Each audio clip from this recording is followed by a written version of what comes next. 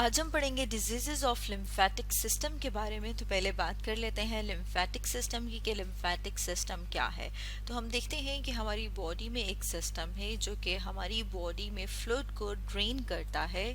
जिसकी वजह से हम देखते हैं कि हमारी बॉडी का जो फ्लूइड लेवल है वो बैलेंस में रहता है। इसके अलावा हम देखते हैं कि जो लिम्फेटिक सिस्टम है उसके पास ख़ास किस्म के हम देखते हैं कि वाइट ब्लड सेल्स होते हैं, जिसकी वजह से वो डिफेंड करता है, मतलब ये कि हमारी हिफाजत करता है इन्फेक्शियस एजेंट से। इन्फेक्शियस एजेंट्स की बात करें तो हम देखते हैं कि वो वाले हम कह सकते हैं एजेंट्स जो कि बीमारी की वजह बन सकते हैं। तो ये क्या करता है, ये हमारा बचाव करता है। तो अगर हम लिम्फेटिक सिस्टम की डिजीज़ की बात करें तो हम देखते हैं कि जब कोई इन्फेक्शन हो जाएगा या डिजीज़ हो जाएगी लिम्फेटिक सिस्टम की, तो उसमें ज़्यादातर जो लिम्फेटिक सिस्टम का एक हिस्सा, एक ऑर्गन है जिन्हें के लिम्फ नोड कहा जाता है, वो स्वेल कर जाते हैं, वो फूल जाते हैं। जैसे कि यहाँ पर हम डायग्राम में देख रहे हैं कि ये जो ग्रीन कलर में शो किया हुआ है ये नॉर्मल लिम्फ नोड को शो किया हुआ है, और ये जो रेड कलर में हम देख रहे हैं कि ये जो लिम्फ नोड है इसका साइज नॉर्मल से ज़्यादा हो गया, मतलब ये कि ये फूल गया है, स्वेल हो गया है। अब जब लिम्फेटिक सिस्टम की कोई डिजीज़ होती है या इसमें कोई प्रॉब्लम होती है तो हम देखते हैं कि हमारी बॉडी की ये एबिलिटी, ये सलाहियत,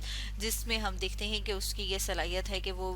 फाइट करता है इन्फेक्शियस एजेंट्स के खिलाफ, जैसे कि वायरस, बैक्टीरिया है, उनके खिलाफ। तो उसकी ये सलाहियत जो है, ये एबिलिटी जो है वो कम हो जाएगी। क्यों? क्योंकि लिम्फेटिक सिस्टम जो है वो इम्पेयर हो जाएगा, मतलब ये कि वो ख़राब हो जाएगा। अगर उसमें कोई ख़राबी हो जाती है तो उसकी वजह से जो हमारा डिफेंसिव मैकेनिज़्म है, मतलब ये कि जो हमें बचाता है, उस पर भी क्या होगा, असरअंदाज होगा। इसके साथ साथ अगर हम एक डिजीज़ की बात करें, जैसे कि यहाँ पर हम डायग्राम में भी देख रहे हैं, हॉटकिन लिम्फोमा की बात की जाए तो हम देखते हैं कि ये जो है ये लिम्फेटिक सिस्टम का एक टाइप का कैंसर है। अब अगर हम इसमें फर्दर डिटेल में देखें कि होता क्या है, तो इसमें हम देख रहे हैं कि जो नेक रीजन है वहाँ पर जो लिम्फ नोड प्रेजेंट हैं वो इनलार्ज हो जाते हैं, मतलब ये कि वो बड़े हो जाते हैं। जैसे कि यहाँ पर हम डायग्राम में देख रहे हैं कि जो ग्रीन कलर में शो किए हुए हैं वो नॉर्मल लिम्फ नोड शो किए हुए हैं, और जो ब्लू कलर में शो किए हुए हैं वो कौन से हैं, वो जो हम कह रहे हैं कि जो डिजीज्ड हैं, जो कि अब क्या हो गए, नॉर्मल से बड़े हो गए, वो ब्लू कलर में शो गए किए हुए हैं।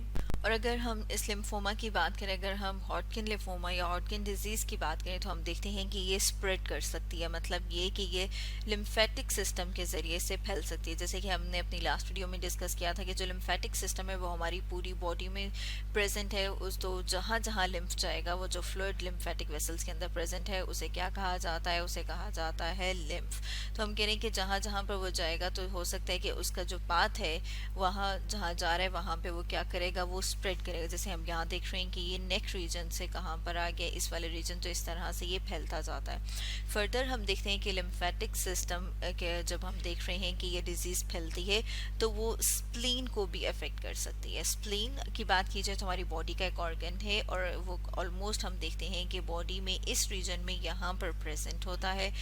स्प्लीन जो है हमारे लिम्फेटिक सिस्टम का एक ऑर्गन है। हम देखते हैं कि जब ये डिजीज़ बढ़ जाती है, मतलब ये कि जब लिम्फोमा हो जाएगा या लिम्फेटिक सिस्टम के प्रॉब्लम्स होते हैं, तो उसकी वजह से अगर हम फर्दर देखें तो हम देखते हैं कि जब ये लिम्फ नोड बढ़ जाते हैं, मतलब ये कि इनलार्ज हो जाते हैं, इनका साइज़ बड़ा हो जाता है, तो इनके साइज़ के बड़े होने की वजह से एक प्रेशर बिल्टअप होता है जो इनके आसपास के ऑर्गन्स हैं, या फिर हम कह सकते हैं कि जो आसपास जो नर्व एंडिंग्स हैं, हो सकता है कि यहाँ पर ऐसे करके कोई नर्व एंडिंग प्रेजेंट हो। तो जब ये इनलार्ज हो जाएगा, जब इसका साइज़ बड़ा हो जाएगा, तो उसके ऊपर प्रेशर बिल्डअप होगा, और हम देखते हैं कि इस तरह का जो प्रेशर बिल्डअप होता है उसकी वजह से और बहुत सारे डिसफंक्शंस हो सकते हैं हमारे वाइटल ऑर्गन्स के, मतलब ये कि जो हमारे ज़रूरी ऑर्गन है बॉडी के, उनके। और इसके अलावा हम देखते हैं कि अगर ये डिजीज़ सवेयर हो जाए, मतलब बहुत ज़्यादा हो जाए, तो इसकी वजह से पैरालिसिस भी हो सकता है, मतलब ये कि टांगों से माजूर हो सकते हैं। जो ये एबिलिटी है कि वो हरकत कर सकते हैं, तो वो क्या हो जाएगी, वो कम हो जाएगी, जिसे क्या कहा जाता है, जिसे कहा जाता है कि पैरालाइज हो जाएंगे।